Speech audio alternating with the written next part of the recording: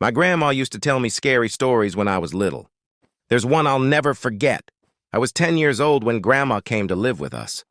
It was about 6 months after Granddad passed away, and I guess looking back, she must have been lonely in that big house of theirs, rattling around with only the grief and memories for company. So despite a few protests from Mum, my parents took her in. There were no protests from me. None at all.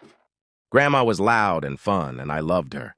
She had an almost limitless supply of boiled sweets, and she'd always slip me a couple whenever she saw me. She was always the first to stick up for me when I got in trouble, too. Grandma had all kinds of stories, but it was her stories I loved best.